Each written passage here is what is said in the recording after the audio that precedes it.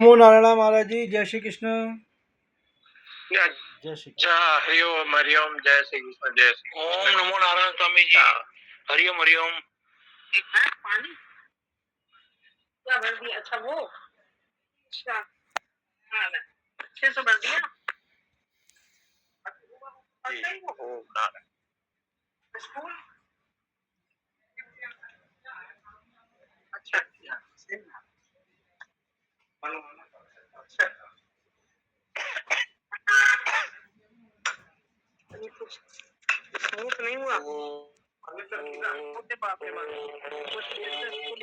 करो थोड़ा और लगाओ ना, चिकना। ओम कस्तूरी तिलकम ललाट पटले वक्षस्थले कौस्तुभम नासाग्रे वरमौक्तिकं करतले वेणुकरे कंकणम। गड्ढा भर गया। सर्वांगे हरिचंदनम ललितम आ जाते घंटे प्रवचन देते हैं, कंठे च मुक्तावली 4 बजे वो लगा देते हैं। स्त्री परिवेष्टितो विजयते उन्होंने कहा ये सब श्री गोपाल चूड़ामणि। अभी तो जैसे ओम सहना भवतु सहनो भुनक्तु सह वीर्यं करवावहै तेजस्विनावधीतमस्तु मा विद्विषावहै। ओम शांति शांति शांति। भगवान रक्षा। शंकरं शंकराचार्यं केशवं बादरायणं सूत्रभाष्यकृत वंदे भगवन्तो पुनः पुनः। ईश्वरो गुरुरात्मेति मूर्तिभेद विभागिने व्योमवद्व्याप्त देहाय दक्षिणामूर्तये नमः। ओम शांति शांति शांति। श्री राम जय राम जय जय राम। श्री राम जय राम जय जय राम। श्री राम जय राम जय जय राम। श्री राम जय राम जय जय राम। श्री राम जय राम जय जय राम। श्री राम जय राम जय जय राम। श्री राम जय राम जय जय राम। श्री राम जय राम जय जय राम। बोलिए सदगुरुदेव भगवान की जय। आत्मानं रथिनं विद्धि शरीरं रथमेव तु बुद्धि तो सारथिं विद्धि मनः प्रग्रहमेव च। कृष्ण यजुर्वेदीय कठोपनिषद के अंतर्गत भगवान यमराज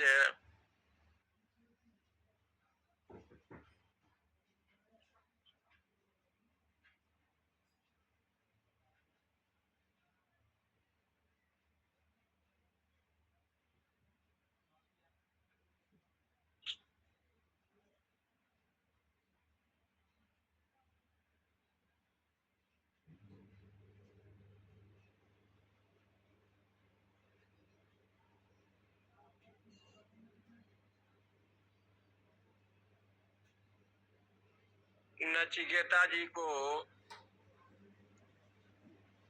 ब्रह्म विद्या के विषय में यहाँ पर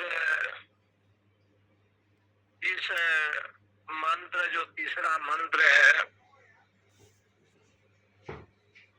तीसरा बल्ली का तीसरा मंत्र प्रथम अध्याय का, यहाँ पर ये प्रसंग है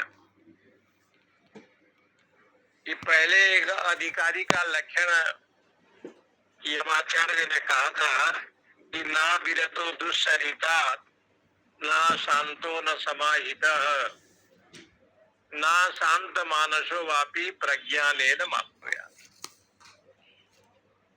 जो प्रज्ञान ब्रह्म है उसको प्राप्त करने के लिए,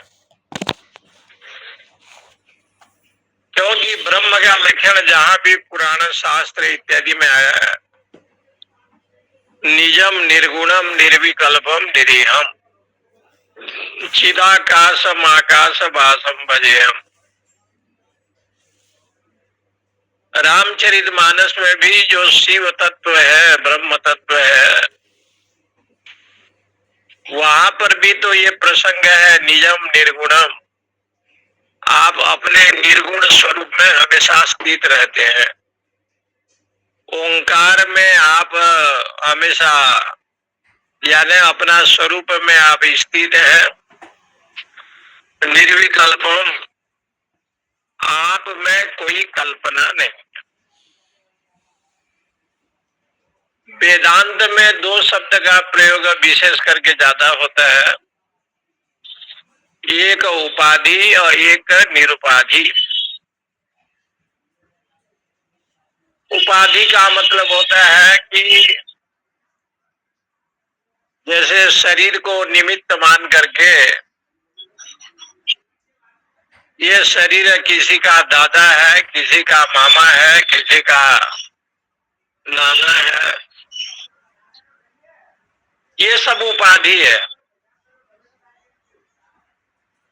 और जो आत्मा है वो कहता है कि अहम सुखी, अहम दुखी। शरीर को सुख होता है, साथ में इंद्रिया मन बुद्धि है। दुख सुख का जो भी विषय होता है ये देह को लेकर के शास्त्रों में बताया है। इसलिए भगवान ने बार बार कहा कि भाई मैं तो अपरिचिन्न हूँ, परिचिन्न नहीं हूँ। और देहादि उपाधि से युक्त हो करके जहाँ पर ये उपाधि की बात आती है वहां पर दो प्रसंग है, एक तो विद्या है, एक अविद्या है।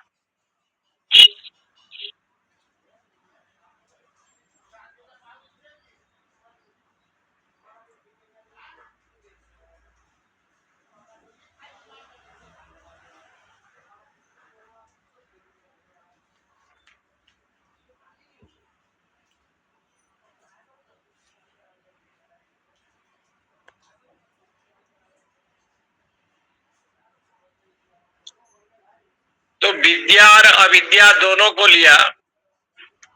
विद्या देवलोकम च कर्मणा पितृलोकम च। विद्या से देवलोक की प्राप्ति होती है और अविद्या से यानी कर्म से पितृलोकादि को प्राप्त करता है। विद्या देवलोकं च कर्मणा पितृलोकश्च। इस प्रकार से आत्मलोक अनात्मलोक बृहदारण्यक उपनिषद में दोनों लोगों की चर्चा की गई है। जो श्रेय मार्ग को चाहता है वो विद्या का अधिकारी है, और जो प्रेय मार्ग की इच्छा करता है स्वर्ग आदि सकाम पदार्थों का,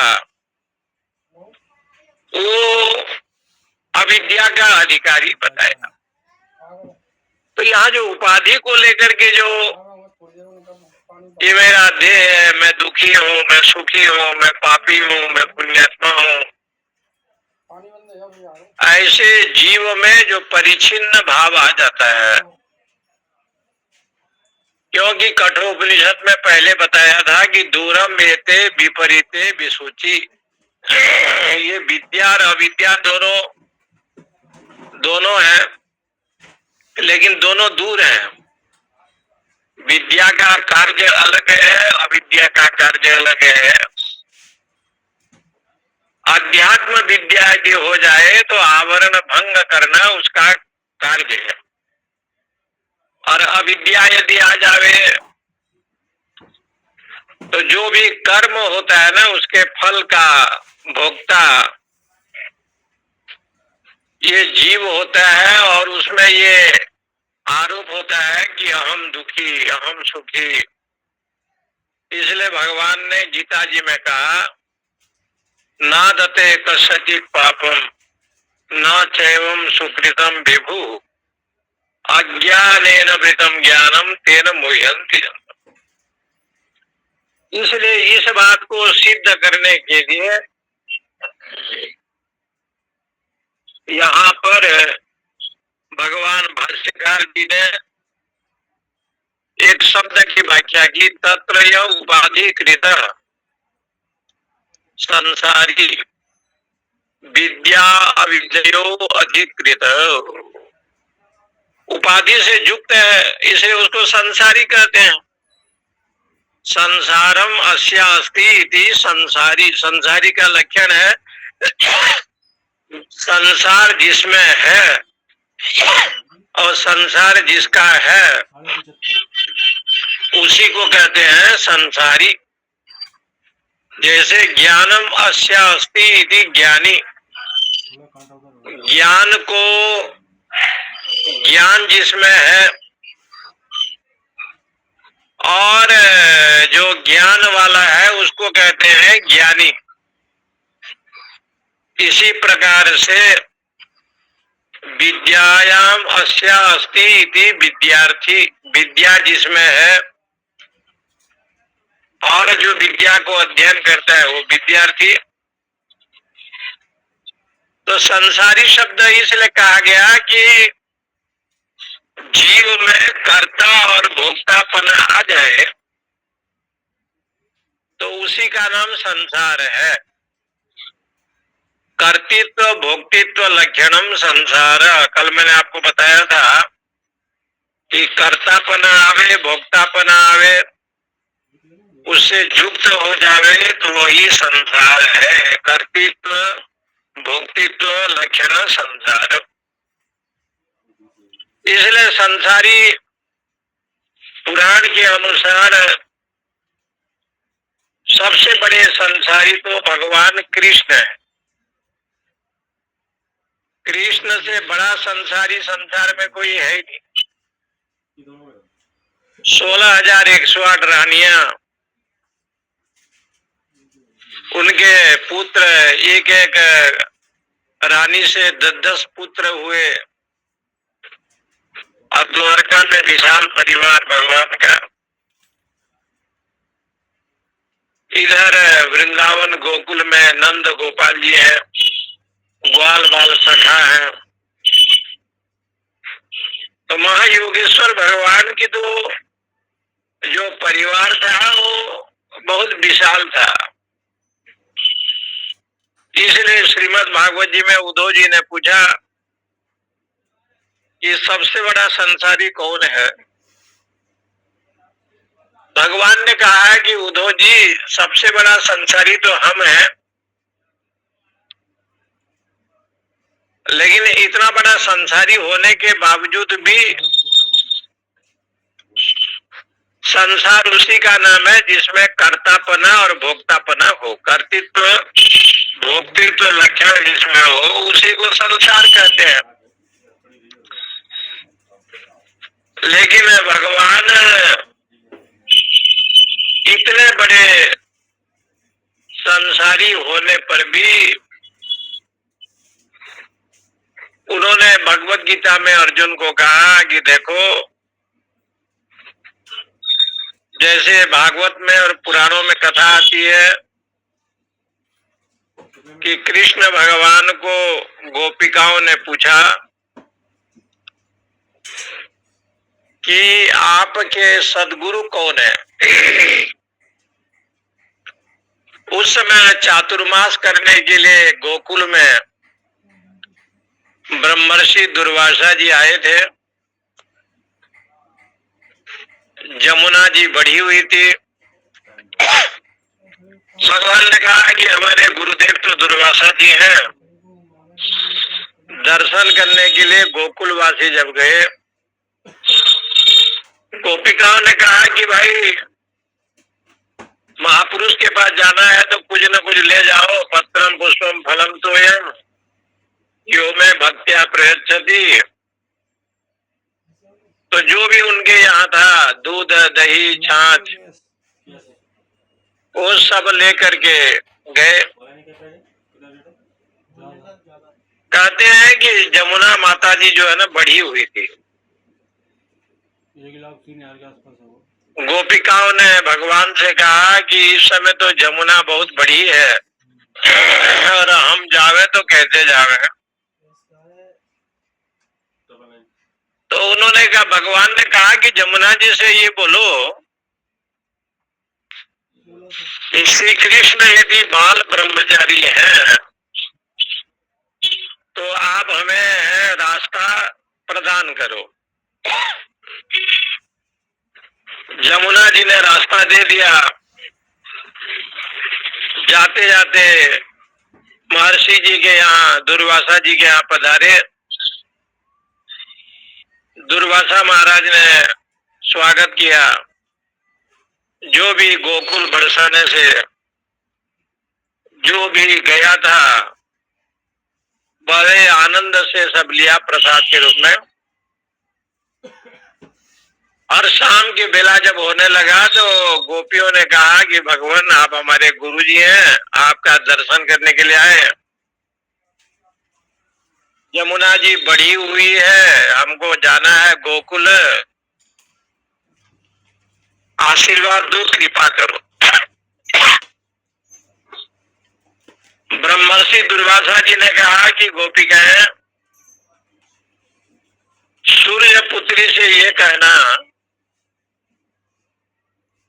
कि दुर्वासा जी पानी तक भी नहीं पीते हैं, जल भी नहीं लेते हैं, निराहारी है। आप जा करके ये बोलो। और ये आए जमुना जी से वैसे ही कहा। जमुना जी ने रास्ता छोड़ दिया।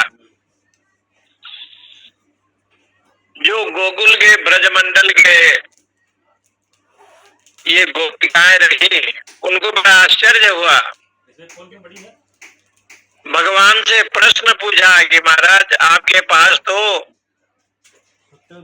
इतने रानियां हैं, इतने द्वारका मथुरा आपके हैं, और जमुना जी आपका साक्षात देवी है, पटरानी है। अष्टपाद वंशी में जमुना भी आपके एक रानी है, लेकिन आप बाल ब्रह्मचारी। लेकिन भगवान दुर्वासा तो सारे भोजन हमारे साथ किए, सामने ही किए, निराहारी है।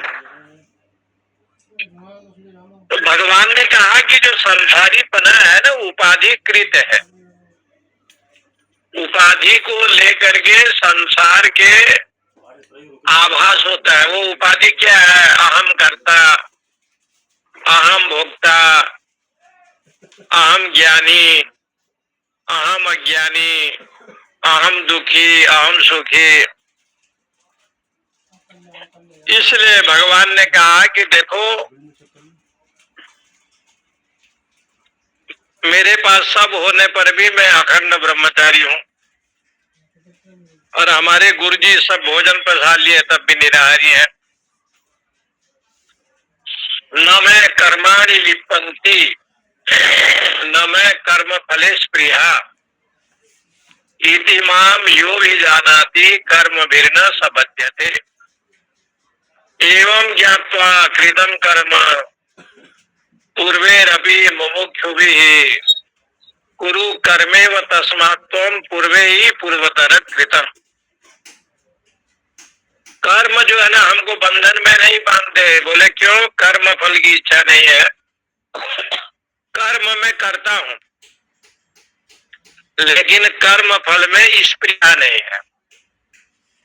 कर्म करने पर कर्म फल तो मिलता ही है, लेकिन कर्म फल जो है ना सब भगवत अर्पण कर दें। ईश्वर अर्पण बुद्धिया से जो भी कर्म होगा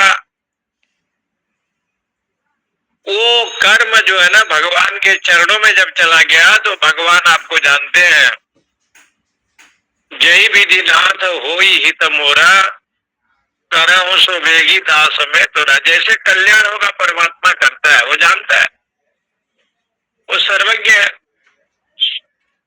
इसलिए नमाम कर्माणि लिपंती, कर्म मुझे लिपायमान नहीं कर, क्योंकि कर्म फल में मेरी आसक्ति नहीं है।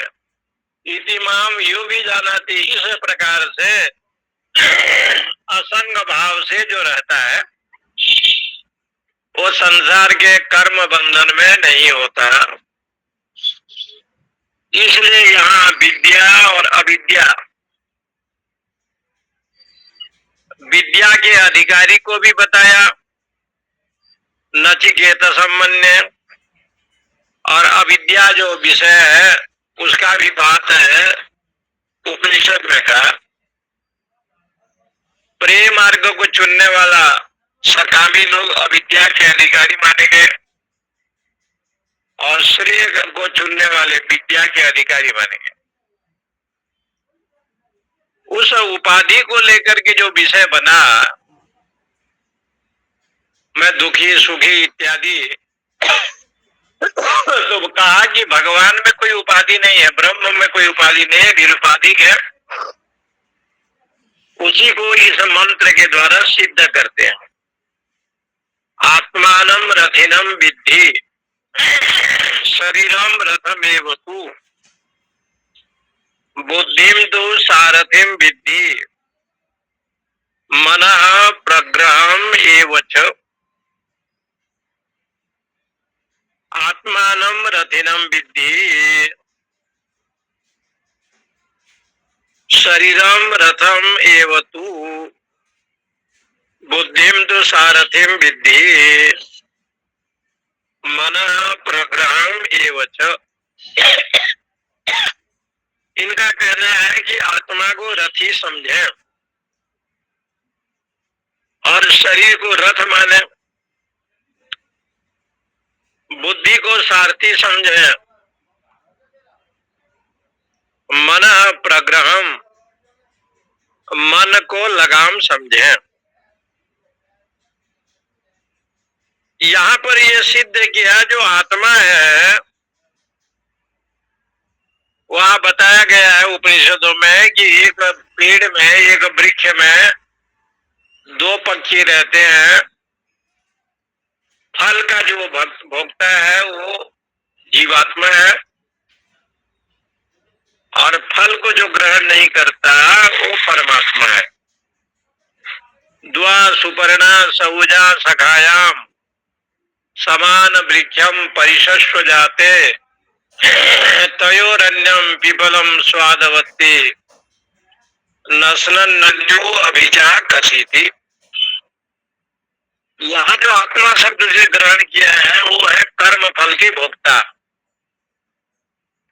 जो जीव है वो कर्म फल के भोक्ता है।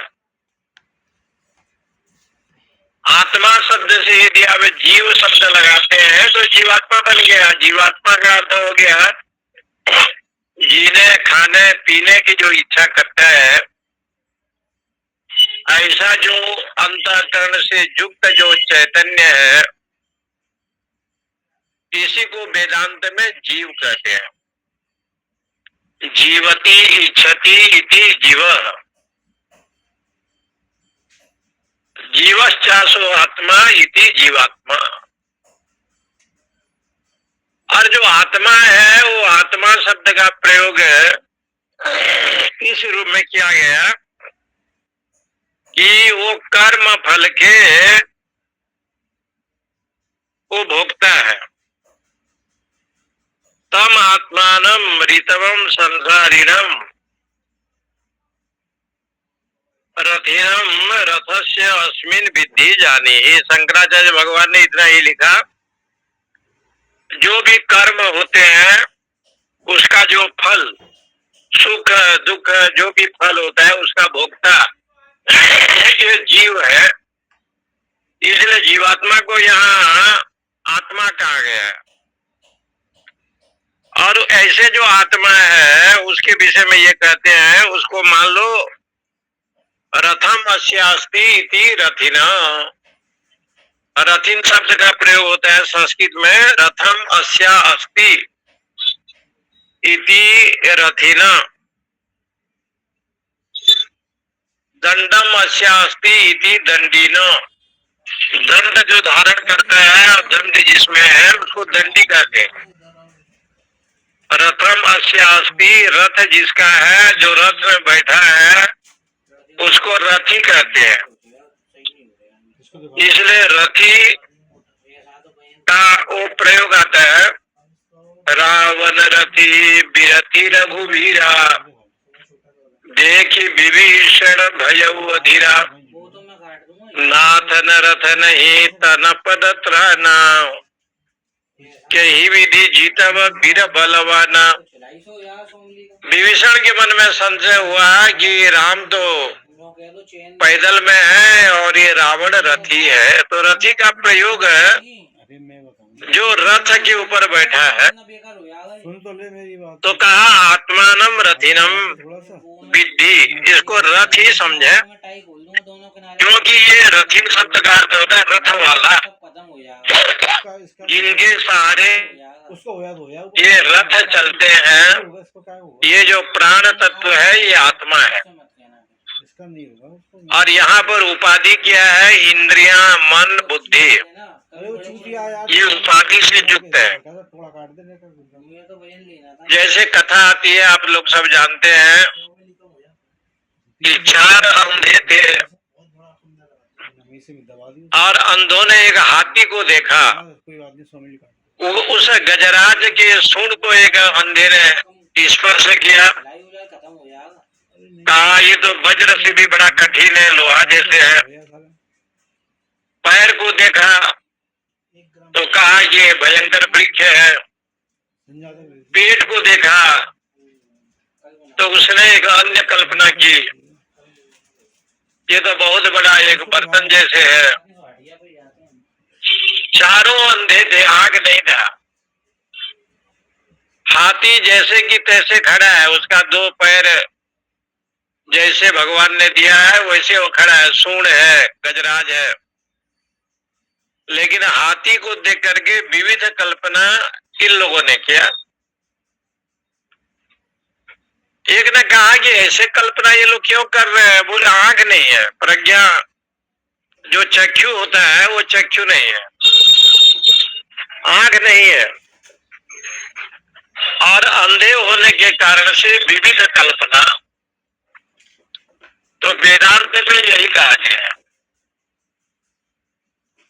जब व्यक्ति प्रेम मार्ग में जाता है और उपासना के चलते अपने विषय इंद्रियों का भोग करता है, तो आत्मा के विषय में अनेक प्रकार के कल्पना करता है। मैं पापी हूँ, मैं पुण्यात्मा हूँ, मैं सुखी हूँ, मैं दुखी हूँ। इसको संस्कृत में कहते हैं दोषापयनन, दोष अपनयन। इसलिए हमारे यहाँ तो एक चीज ये बताया गया कि संस्कार भी होनी चाहिए और संस्कृति भी होना चाहिए। संस्कार क्या है, जो वेद पुराण है तद अनुसार आचरण। जैसे अंधे लोग हाथी को देखा और भिन्न भिन्न कल्पना की, क्योंकि अंधे हैं। ऐसे शास्त्र कहता है उपनिषद, अविद्यायाम अंतरे वर्तमाना स्वयं धीरा पंडितम मन्यमाना संद्रव्यमाना पर्यन्ति मूढ़ा। यथा अंधे नेव नियमाना यथा अंधा। तो कहा कि एक काम और कर लेते हैं। बोले संस्कृत में एक न्याय होता है, न्याय तो बहुत है, 100 न्याय है। एक न्याय है अंधा पंगु न्याय। अंधे को दिखाई नहीं पड़ता, वो देख नहीं सकता, ज्यादा मतलब वाली नहीं है। और जो पंगु है, लंगड़ा है, उसको दिखाई पड़ता है। ओली भी नहीं दिख रही है। तो अंधे ने कहा कि मेरा तो आंख नहीं है तो दिखाई नहीं पड़ता, चल तो सकता हूँ। लंगड़े ने कहा मैं देख तो सकता हूँ लेकिन चल नहीं सकता। तो दोनों ने अपने मित्रता निभाया और इस पंगु को, लंगड़े को उस अंधा ने अपने कंधे में बिठाया। पंगु चल नहीं सकता और अंधे देख नहीं सकता। इसको हम लोग कहते हैं, संस्कृत के लोग कहते हैं अंध पंगु न्याय। इस न्याय से क्या साबित होता है? ये एक बहुत बड़ा धनवान है, विद्वान है, लेकिन उसने कभी गुरु के चरणों में बैठा नहीं, गुरु बनाया नहीं, अपने आप वो गुरु बन गया है। श्रोत्रिय ब्रह्मनिष्ठ के पास कभी गया नहीं, सदगुरु के चरणों में समर्पित नहीं हुआ। बोले सदगुरु के पास जाने से क्या होगा? बोले वो आंख देते हैं, आंख, वो दिव्य दृष्टि प्रदान करते हैं। राजा जनक भले ब्रह्म ज्ञानी थे, लेकिन अष्टावक्र को देख करके जब चमार कह करके विद्वानों ने हंसी उड़ाई तो राजा जनक जी की आंख खुल गई। भगवान अष्टावक्र जी ने उनको उपदेश दिया। जो राजा जनक विदेह मुक्त था, उस समय के अनुसार अष्टावक्र को भी गुरु बनाया, क्योंकि अष्टावक्र को देख करके टेढ़े मेढ़े शरीर को उनके सभा मंडली में जो ऋषि विद्वान लोग थे, वो जब हंसने लगे तो एक शब्द से जो है ना उनको ज्ञान हो गया। एक शब्द से उनको ज्ञान हो गया।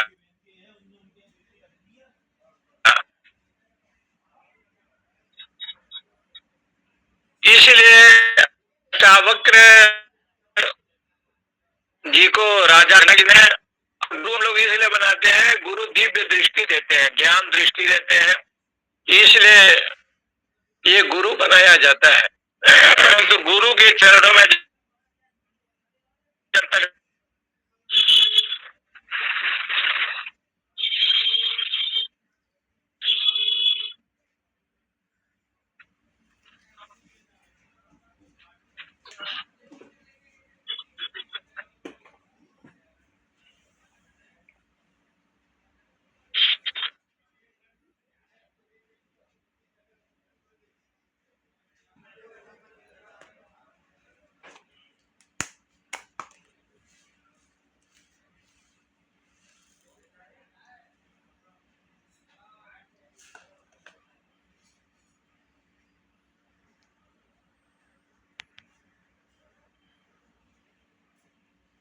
तो यहाँ पर कहने का तात्पर्य ये है कि राजा जनक जो विदेह मुक्त हैं, तब अभी ये शास्त्र का प्रतिपादन है कि जो उपाधिकृत है, वो जो अविद्या है, वो इतना प्रबल है कि प्रमाद से यदि युक्त होंगे तो प्रमादों में मृत्यु। प्रमाद से कोई प्रमादी बन गया तो कभी भी आवरण आ सकता है, अज्ञान आ सकता है। इसलिए यहाँ पर ये कहते हैं कि आत्मा को रथी समझो। रथी समझने का मतलब हो गया कि आत्मा रथी है, रथ में बैठने वाला ये रथी है। शरीरम रथमेव तु। यहाँ उदाहरण देते हैं, शरीर एक रथ है।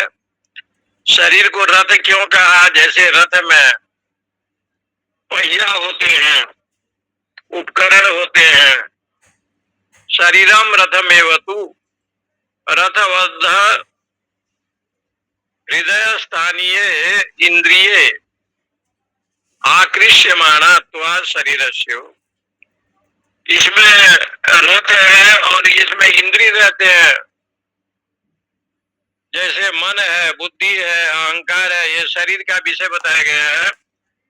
और बुद्धि तुम सारथिम विद्धि, और बुद्धि को यहाँ सारथी कहा।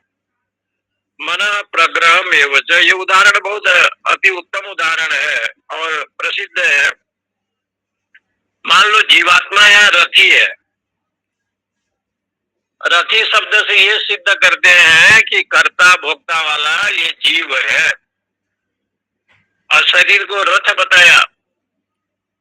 जैसे रथ में अनेक प्रकार से उसमें उपकरण होते हैं, चक्के होते हैं, ऐसे देह में इतने संघात है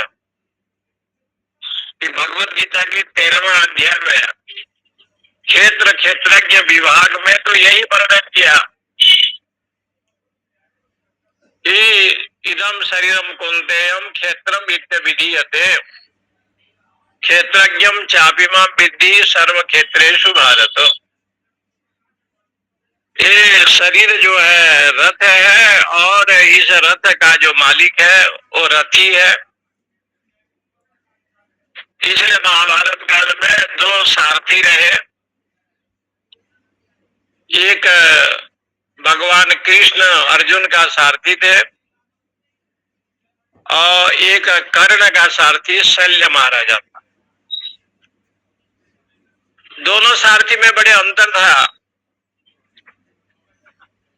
मद्र देश का राजा कर्ण का सारथी उसने बना एक दिन के लिए, परंतु भगवान योगेश्वर तो अर्जुन के सारथी रहे। तो कहा सारथी का महत्व है कि रथी का महत्व है? तो यहाँ पर कहते हैं कि सारथी यदि कुशल हो तो जो रथी है, जो राजा है, उसका प्राण, उसको जीवन दान भी मिल सकता है और सुरक्षित ले जा सकता है। यहाँ आत्मा रथी समझो तो शरीर रथ है। शरीर को रथ कहा, इसलिए जैसे रथ में अनेक प्रकार से जैसे पहिया आदि होते हैं, उसी प्रकार से ये शरीर भी ये दुर्लभ शरीर है, और दुर्लभ शरीर को रथ रूप में यहाँ कल्पना की गई। भाष्य में ज्यादा नहीं है। शरीरम रथमेव तु रथबद्ध हयस्थानीय है, क्योंकि एक रथ होता है तो उसमें घोड़े होते हैं। शरीर को यदि आप रथ समझते हैं तो यहाँ जो इंद्रिय है वो घोड़ा है।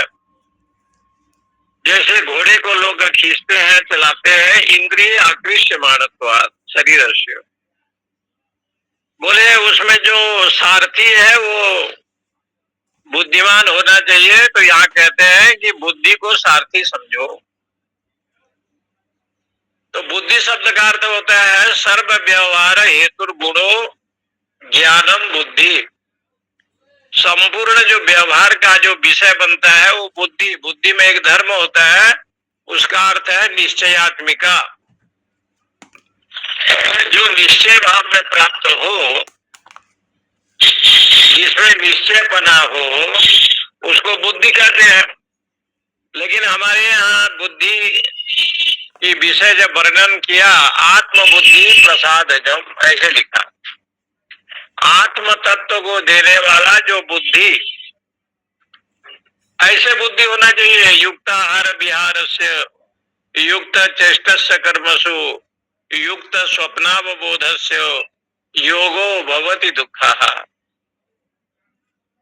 ऐसे जीवन में बुद्धि होना चाहिए कि आत्म बुद्धि प्रसादजम, जिसके द्वारा आत्म का बोध हो जाए, भगवान में रति बन जावे। इसलिए आचार्य मधुसूदन सरस्वती जी ने भक्ति रसायन ग्रंथ में लिखा है, आदो श्रद्धा, पहले श्रद्धा का जन्म होता है, गुरु और वेदांत वाक्य में विश्वास होता है, यही श्रद्धा है। और ऐसे श्रद्धा से युक्त होकर के गुरु चरण में जब जाते हैं तो संशय, विपर्जय और जो भ्रम है उसका निवारण हो जाता है। वो सब ज्ञान जो है ना अपने आप अज्ञान का खंडित हो जाता है ज्ञान के द्वारा। इसलिए बुद्धिम का अर्थ कई जगह पर बुद्धि का लक्षण बताया, जा देवी सर्वभूतेषु बुद्धि रूपेण संस्थिता, नमस्तस्यै नमस्तस्यै नमस्तस्यै नमो नमः। गीता में भगवान एक जगह कहा, ददामि बुद्धि योगम तम येन मामु पयांति ते। एक जगह पर और लिखा है, बुद्धो शरण मन्विच्छ कृपणा फल हेतवः बुद्धो शरण मन्विच्छ। बुद्धि की शरण में जाओ। तो बोले बुद्धि क्या है? बोले ज्ञानानुकूल व्यापार।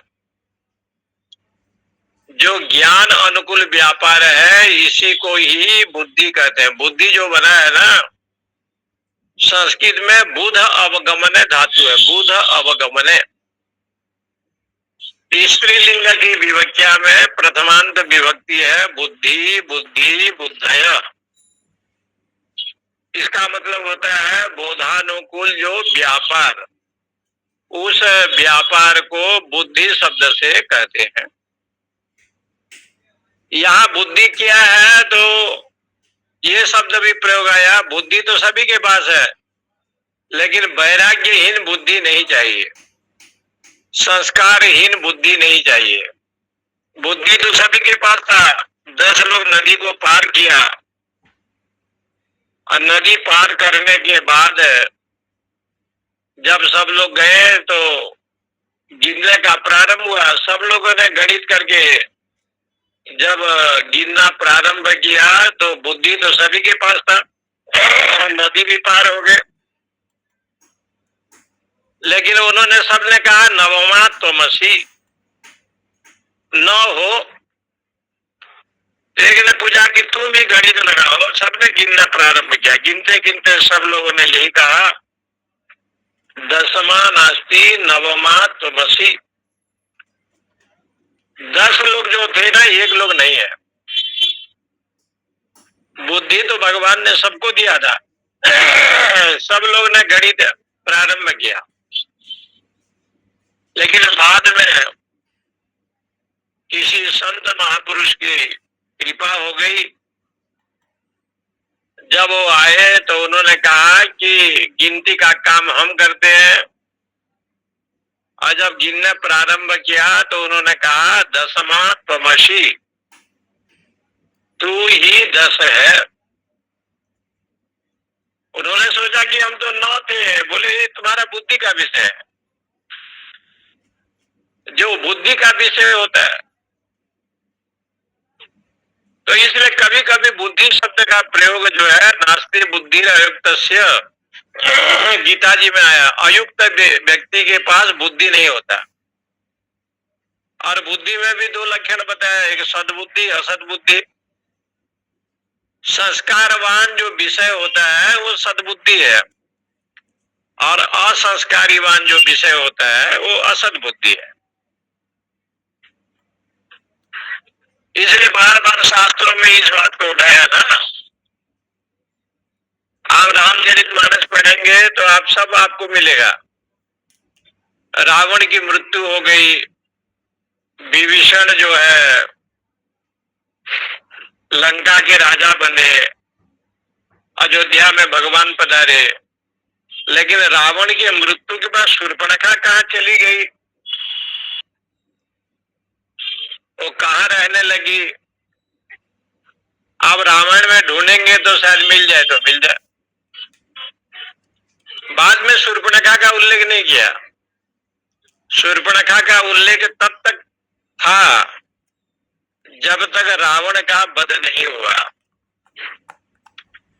बाद में शूर्पणखा को भूल गया कवि, इससे सिद्ध होता है कि हमारा जो दुर्बुद्धि है, भगवत विमुख जो दुर्बुद्धि है, यहाँ बुद्धि शब्द से ये तो यही ग्रहण करना पड़ेगा, ज्ञानानुकूल जो व्यापार,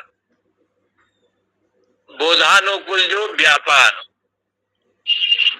जिनके द्वारा ईश्वर का प्राप्ति हो, ऐसा जो बुद्धि, बुद्धि तुम सारथे, बुद्धि तो एक होता है, विषय दोष के चलते दो तीन बन जाते हैं। यदि सत्व कर्म में आया तो सद्बुद्धि हो गया, असत कर्म में गया तो असत बुद्धि हो गया। इसलिए शास्त्र में नहीं है, लेकिन एक कवि कह रहा था कि राम जी के साथ जब भगवती सीता जी रही तो सोने के जो मारीच बन करके गया था मृग, उसको देखा। उसको जब देखा तो जानकी जी को लगा ये सोने का जो मृग है ये हमें चाहिए, ये तो भगवत लीला है। फिर भी एक विचार ऐसे है कि सोने का मृग माता सीता जी को चाहिए था। जगदम्बा की बात सुन करके भगवान गए, लेकिन जब सीता का अपहरण हुआ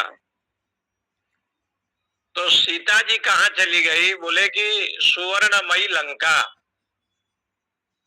सोने की लंका में अशोक वन में रहती थी। यहाँ तो एक मृग के लिए भगवान को कहा कि मृग को लाओ, और भगवान जो है मृग के पीछे पीछे दौड़े और गए।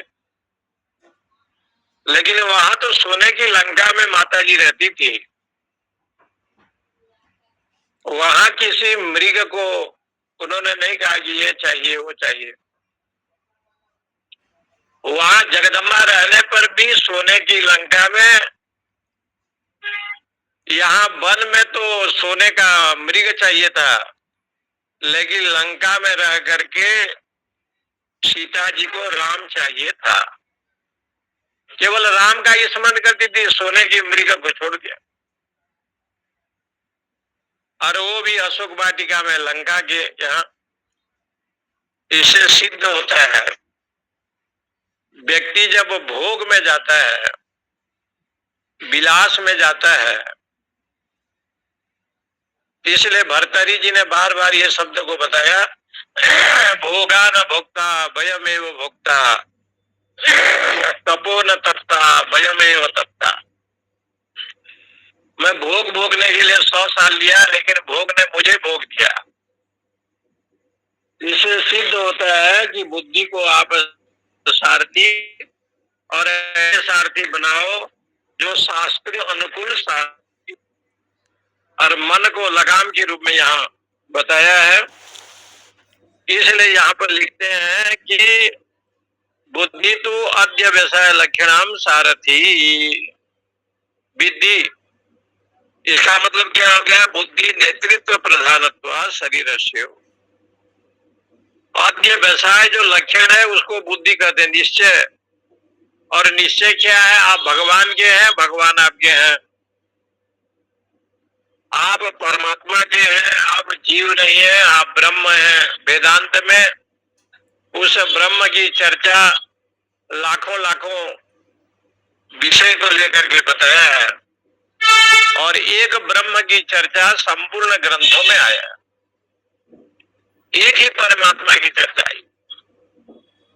एकम सदविप्रा बहुधा वदन्ति अग्नि यमम मात विश्वान माहु।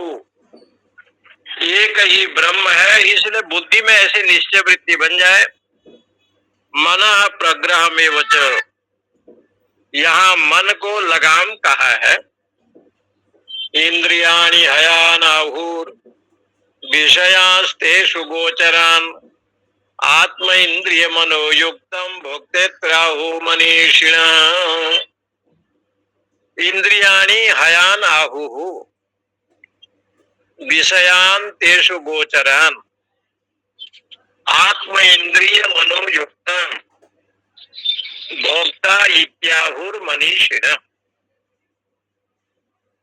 यहाँ कहते हैं इंद्रियाणी हयान आहु। आहु शब्द का अर्थ होता है कहते हैं। इंद्रियाणी हयान, इंद्रियां बहुत है इसलिए बहुवचनांत का प्रयोग किया। कर्मेंद्रिय, ज्ञानेन्द्रिय, ये इंद्रिय हैं। हयान में घोड़े हैं। घोड़े शब्द इसलिए कहा गया है कि वो हाँकते हैं, रथ को चलाते हैं, इसलिए ये इंद्रियों को यहाँ घोड़ा बताया। घोड़े यदि हैं तो घास खाते हैं, तो कहा विषयांश तेषु गोचरा। शब्द, स्पर्श, रूप, रस, गंध जितने विषय हैं, इस विषय में ही वो रमण करते हैं। शब्द में, रूप में, रस में, गंध में। इसलिए विवेक चूड़ामणि में भगवान शंकराचार्य ने कहा है कुरंग मातंग पतंग भृंगो मीन हतान। एक एक विषय में ये जीव जाते हैं तो मृत्यु को प्राप्त करते हैं, बंधन में आ जाते हैं। कुरंग, मातंग, हाथी स्पर्श से बंधन में आ जाता है, और ये मृगादि संगीत से आ जाते हैं। तो धन्य है ये प्राणी मनुष्य, इनके पास 5 विषय है। एक एक विषय में जब वो बंधन में आ गए तो ये व्यक्ति जिनके पास 5 विषय है वो बंधन में ना आवे असंभव है। इसलिए हमेशा उपनिषद का कहना है उत्तिष्ठित जागृत प्राप्य वरान निबोधत क्षुरस्य धारा निशितया दुर्गा पथतत कवयो बदन्ति। ये जो ज्ञान की धारा है ये कृपाण की धारा है। इसलिए इंद्रिय हमेशा विषय भोग की कामना करता है। क्यों करता है भाई? बोले परमात्मा ने इनको बहिर्मुखी बनाया है। बहिर्मुखी जगत को देखता है, बहिर्मुखी संसार में जाता है। ये तो कोई महापुरुष होता है जो अंतर्मुखी वृत्ति में हृदय मंदिर में अपने आप को ध्यान करता है, आत्मा का ध्यान करता है। इसलिए आत्म इंद्रिय मनोयुक्त ये घोड़े रूप से कल्पना की। और आत्म का अर्थ है यहाँ पर, आत्म का अर्थ शरीर, इंद्रिय और मन से युक्त होकर के भोक्ता इत्याहुर मनीषिण। आत्मा को जो है ना भोक्ता बताया है। ये आत्मा अपने आप भोक्ता मानता है। इंद्रियाणी चक्षुरादि ने हयान आहु। ये चक्षु आदि जितने इंद्रिय हैं इनको एक प्रकार से घोड़े बताया। घोड़ा बड़ा चंचल होते हैं। और महाभारत में तो अश्व विद्या का निरूपण भी किया गया। राजा नल अश्व विद्या में निपुण थे। उस समय अयोध्या के राजा ऋतुपर्ण था। और जिस समय स्वयंवर हुआ और स्वयंवर में ये नल को जो वरण किया उन्होंने, तो कहते हैं कि ये नल राजा जो है अश्व विद्या में अति निपुण। पुराणों में भगवान को भी अश्व विद्या में निपुण बताया। दमयंती का स्वयंवर जब हुआ तो दमयंती चाहती थी नल हमें मिले, लेकिन दमयंती को प्राप्त करने के लिए ग्रह लोग गए, शनि, राहु, केतु। और नल से उन्होंने जो व्यवहार किया, कपटपूर्ण व्यवहार, ये नल अयोध्या छोड़ करके सब जाने लगे। तो ये गए राजा ऋतुपर्ण के यहाँ, और ऋतुपर्ण की घोड़े की जो उनका रथ था, जो उसमें घोड़े थे, उनकी सेवा करते थे। एक बार आकाश में जा रहे थे, ऋतुपर्ण राजा का अंगोछा गिर गया उसने कहा कि थोड़ा रथ को कम करो। बोले तो वो तो कई योजन के बाहर चला गया है। तो ऋतुपर्ण को लगा कि धन्य है ये। पूछा, ये घुड़सवार तुम कौन हो, सही बताओ। तो नल ने कहा कि राजन हम नल हैं। बोले नल वो नल जो अश्व विद्या में निपुण। इसलिए पुरानी कथा के अनुसार सहदेव जी अश्व विद्या में निपुण माने गए। यहाँ राजा ऋतुपर्ण भी निपुण था, लेकिन उससे ज्यादा निपुण नल था। और यहाँ भगवान श्री कृष्ण को और निपुण बताया। महाभारत के युद्ध में जब भगवान सारथी बने तो घोड़े को हाँकते भी थे, घास भी देते थे, बाण लगे निकालते थे। इसलिए उनका रथ को आक्रमण नहीं कर सकता था, क्योंकि उसमें हनुमान जी बैठे हुए थे, महादेव जी बैठे हुए थे। इसलिए यहाँ पर कहते हैं आत्मा मन शरीर इंद्रिय और मन, ये जो शरीर है आत्मा इंद्रिय मनोयुक्तम भोक्ता इत्याहुर मनीषिण। इसी को यहाँ पर लिखते हैं इंद्रियेषु हयत्वेन परिकल्पदेषु। इंद्रियां और घोड़े की यहाँ क्रमश जो है, क्रम से शरीर और रथ के वो खींचने में जो काम आता है वो कल्पना यहाँ की गई है। गोचरान मार्गान रूपाधीन विषयान विद्धि। इंद्रियां कहाँ जाते हैं? विषय में जाते हैं। विषय में जब जाएंगे चक्षु आदि विषय में जाते हैं। इसलिए आत्मेंद्रिय मनोयुक्तम शरीर इंद्रिय मनोविषहितम संयुक्तम आत्मानम भोक्ता।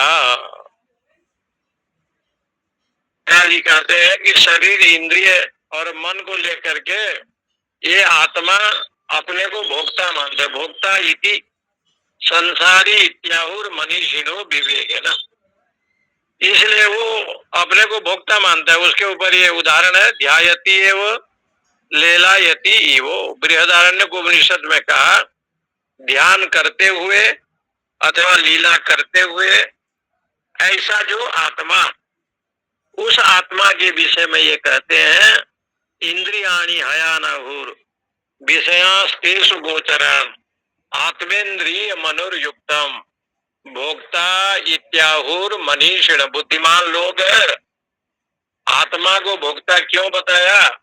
इस शरीर इंद्रिय और मन से युक्त होने के कारण से आत्मा में अहम कर्ता अहम भोक्ता ये भाव जगता है। इसीलिए यहाँ पर ऐसे एक बहुत सुंदर एक विचार है कि इंद्रिय घोड़े हैं, 7 अश्व होते हैं, परंतु हम लोग के जो इंद्रियां हैं वो तो 10 है। 5 ज्ञानेन्द्रिय 5 कर्मेंद्रिय, और इनको जो है बस में वही कर सकता है जो बुद्धि तुम सारथी विद्धि, जो सात्विक बुद्धि से ओतप्रोत है, भगवान के चरणारविंद का आश्रय लेता है। ऐसे श्रेय मार्गी ज्ञान वैराग्य से जो युक्त है वही जो है ईश्वर का दर्शन कर सकता है।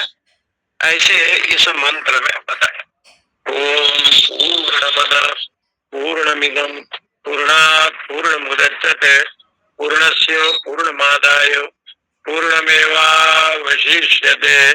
ओम शांति शांति शांति। हरिओम हरिओम हरिओम हरिओम। नमो नारायण स्वामी। ओम नमो नारायण स्वामी।